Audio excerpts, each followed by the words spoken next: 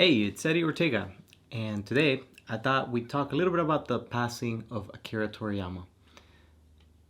That's how you say it in English. Akira Toriyama is how I think of him in Spanish. I'm from Latin America, and specifically, I would love to talk about how he affected the consciousness of Latin American boys or children in general. It's been about a month since his passing, and I just feel like as we've collectively grieved his passing, one of the voices that has been missing from this is a conversation about how he's affected people from Latin America. It's something you may or may not know about, but I'd be willing to bet that Toriyama was more influential on the thoughts and feelings of teenage boys in Latin America than like almost any other figure, of course, with his series Dragon Ball.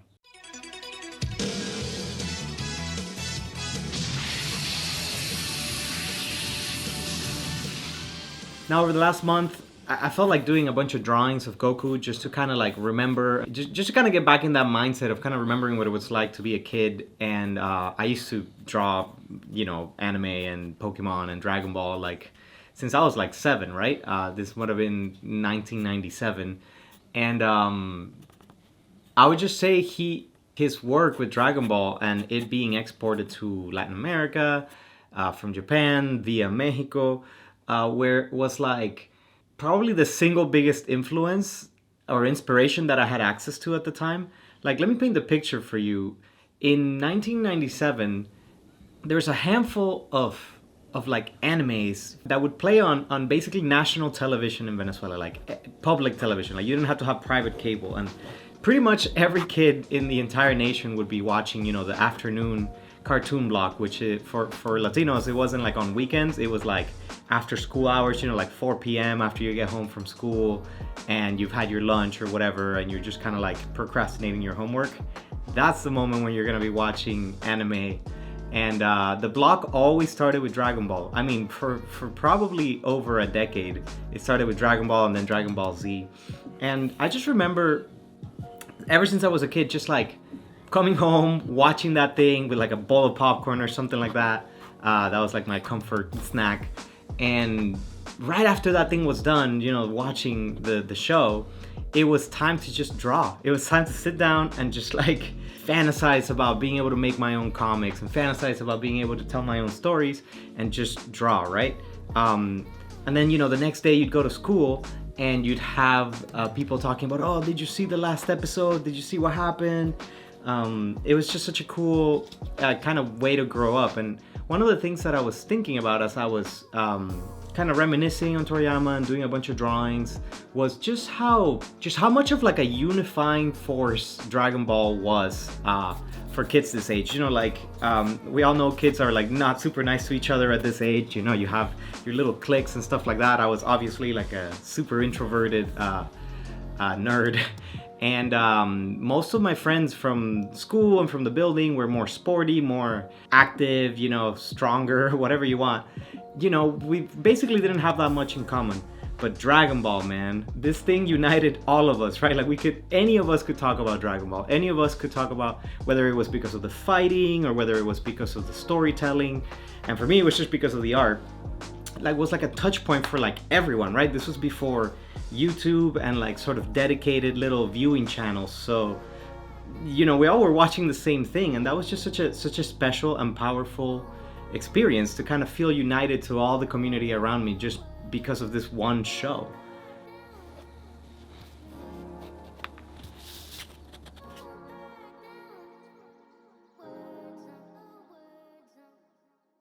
I kind of joke with my friends that I was partially raised by like old Japanese men, because, obviously all the other anime that were available to us were the work of, interestingly, post-war Japanese manga and anime artists. And so when I think back on like the values and the ideas and like the concepts that are kind of placed in these stories, I can't help but think about what they were trying to say to young people. I mean, I think, when you're a kid, you don't think this. You're just like, whoa, cool, Goku's gonna save the world. But, now as an adult, as somebody who's dedicated their life to art, I've had a lot more time to think about like, why would you even put that much effort into doing anything at all? I mean, obviously, that was probably just the business of their time that they had access to. But I mean, we all know that like anime and manga artists don't make an exorbitant amount of money unless they're super, super, super successful. And so it's just been a really interesting journey trying to understand what was he trying to say with these works? What was the message behind such a series? You know, I don't have answers about what those messages would have been, but I can definitely say that, at least from my experience growing up watching this show, although a lot of people, you know, interpret it as like, oh, there's all this fighting and all this stuff, fundamentally Goku is this like kind of cheerful character that's just like always trying to improve himself and always, you know, training to be, you know, better. And like, of course, there's the whole like hero complex of like he's like gonna save the world or whatever. But one of the things that stands out to me is how these topics and how these themes were actually translated for Spanish audiences. Now, don't trip. I want to speak some Spanish for the rest of this video because that's really where my heart is with these things. I'm gonna put subtitles handwritten by me so that the translation is clear, but if you would indulge me, let's talk about this in Spanish. Cuando yo era un niño, el opening de Dragon Ball, el tema principal, es una cuestión que todos los muchachos de Latinoamérica nos lo sabemos de memoria. I mean, we all know the riff, and we all know the intro, the lyrics, you know, it's like somewhere in the back of your consciousness. Se me fue el español. Y por supuesto, todos nos conocemos el coro. Y el coro, en español, dice... Chala, échala, no importa lo que suceda siempre, el ánimo mantendré. No importa lo que suceda, siempre el ánimo mantendré. Nada más de pensar que esa letra fue algo que nosotros hubiésemos escuchado por unos 10 años seguidos, ¿no? No importa lo que suceda, el ánimo mantendré. It's like, you know, this is such an innocuous idea. Like, it's just an anime intro, it's just a cartoon. But to be honest, like, even just saying those words, it inspires some kind of emotion in me, because it's kind of crazy to think that teenagers in the early 2000s, before the internet, before all the craziness, before we understood politics or economics or anything about the world, we were just being given these ideas of like, no matter what happens, I'll always keep my spirits up. I don't know, I just think that's so cool. And it's just something that we don't think about a lot. You know, it's I'm not trying to, you know, add a deeper meaning to Dragon Ball than it was. It was entertainment for us as kids. But I just think it's fascinating to think about how this media gets you know, first created and then interpreted and then reinterpreted through the lens of other cultures, and then, you know, consumed by, you know, kids, people, adults, and then we grow up, you know, with this deep desire to make something that impacts somebody else in the same way that it impacted us. And whew, I just feel a lot of emotion thinking about that. That's really all I wanted to say with this video. It's just how crazy to think about how media can transform us and can connect people across different cultures. Like, I think the death of Toriyama sensei is like such a tragedy for so many people. And, you know, who was he? He was a man with a pencil. Honestly, those are the heroes that I have in my heart. Those are the people that that make me excited, that give me passion and hope in the world, especially in a time where things can seem so dire for so many people.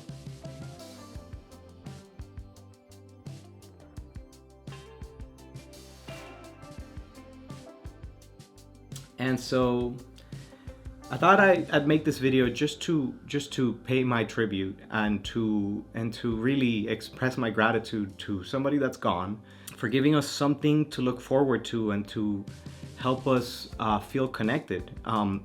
I think of it as the greatest achievement that anybody could make, to reach into the hearts of people and help them feel connected. As a side note, I think I'm feeling too emotional to make this video. it's really sad that he'd be gone, but I also, his generation is getting older, and a lot of the artists that inspired me as a kid are passing away, and now as I am becoming an adult. But so anyway, each of us takes something different from the art that we consume. Some people loved Dragon Ball for its cool fight scenes, and so many boys grew up to be like, I want to be strong, like Goku or whatever, right? Some of us took out from that the cool fantastical universe with all the different characters and the world building. That's the stuff that inspires me. And yet others of us perhaps didn't connect with it, but we knew this thing, and we would have heard these lyrics, even if just playing off of the TV, The second time the chorus rolls around, he goes, "No pienses nada, solo escucha, sueños hay en tu corazón." Don't think anything, just listen. There's dreams in your heart. Wow, what a concept. I mean, of course, Latinos love optimism. We almost to a toxic degree, but to plant those seeds in like a young child's heart, I'll feel what's in my heart. I'll chase my dreams. I'll always smile at life. That's what Dragon Ball left me. That's what Toriyama's work, directly or indirectly, cost in a young 7, 10-year-old boy in Latin America, halfway across the world. What an amazing legacy. It inspires me, it motivates me, it makes me want to create art that has that same kind of impact. So anyway, I ended up drawing like 10 Gokus, and I feel like I really, really got to get in the mind of one of my favorite artists of all time and kind of like understand how this character was created, and kind of imprint him in my soul a little more permanently, because now I can put him out from my pencil. And so here's what I've made, and yeah, I hope this video has given you a bit of a unique or different perspective on this whole topic that obviously has rocked the world. And yeah, if you didn't know it, yo pienso que Latinoamérica es uno de los países que más afectado se vio por el trabajo del gran Toriyama. So if you're like me and you're inspired by art and you want to create things that touch people's hearts, I hope you'll follow me in this journey. That's what I do in this channel, is chronicle my adventures in developing my art and developing my storytelling and doing as my heroes did. I'm always excited by anybody else who's pursuing that too. So let's keep believing in our dreams. Let's keep chasing. Let's keep staying inspired by the beautiful voices and the great stories that came before us. And hopefully let's continue to inspire a new generation of children that have hope in their hearts and that always strive to make things better. Is this too cheesy? I don't know. It's just the honest emotion I feel. Viva Toriyama. Subscribe to this channel, join this adventure, share with me what your journey is, and maybe let me know if you learned anything about Dragon Ball in Latin America with this video. Okay, thanks for hearing me out in my sort of personal sharing. I'm gonna go cry about it and, edit this video. I'll see you on the next one. Ciao.